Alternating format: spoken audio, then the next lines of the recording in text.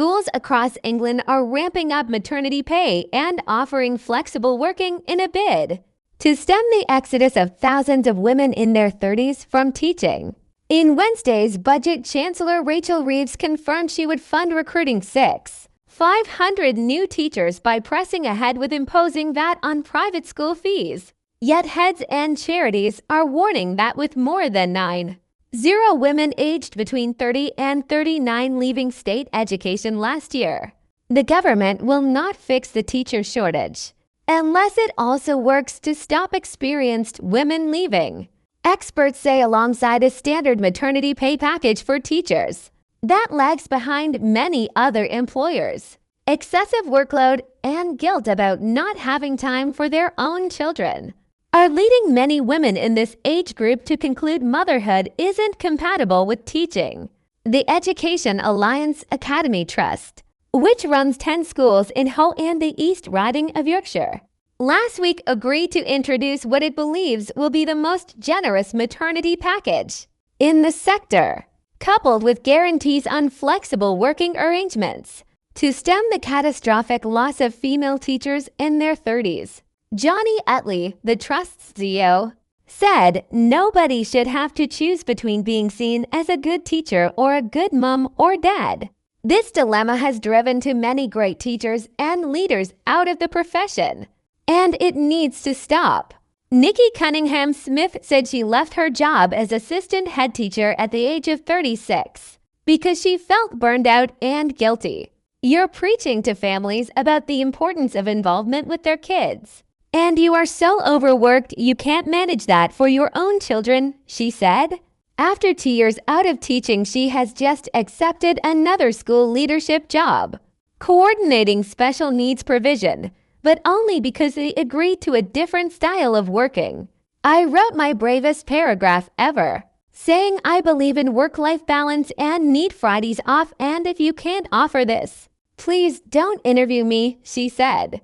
Utley's Trust now approves 98% of all requests for flexible working and has a policy that everyone must be able to attend their own children's sports days and school plays to classic milestones teachers often miss while looking after other people's children. He said the crisis in teacher recruitment will be solved only if experienced teachers are willing to recommend it as a career to others.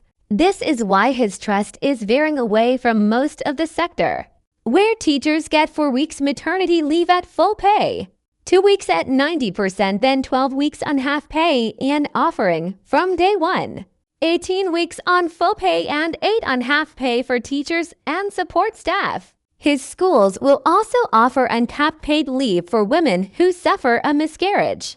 Other academy trusts have also enhanced their maternity packages, including the London-based chains Polymat and the Charter Schools Education Trust and Dixon's, which runs 16 schools and a college in the Northwest.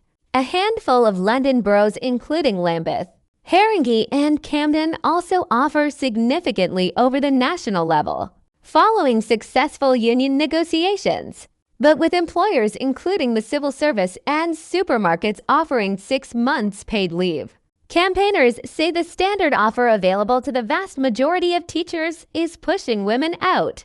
Emma Shepherd, founder of the Maternity Teacher Paternity Teacher charity, whose recent research highlighted that overworked mothers in their 30s are the largest group leaving state education, said it would be short-sighted of the government to focus on new teachers without tackling low maternity pay and retention. She said, a stable base of experienced teachers means a stable school. The government is focusing on bringing in new teachers, but that base is crumbling. Former head teacher Jen Curtendon hoped to prove she could still run a primary school after she had her baby, but in 2022 she left the profession because she was just broken. During COVID, she was working 80 to 90-hour weeks, often staying late to deal with social services cases. I basically wasn't seeing my daughter at all, she said. She was starting school, but I didn't have time for her. She added, not one of the cohort I trained with is still in teaching. The system is broken A spokesperson for the Department for Education said, "Recruiting and keeping great teachers in our classrooms is vital to improving life chances for all children. We are committed to resetting the relationship with the education workforce and working alongside them to reestablish teaching as an attractive, expert profession."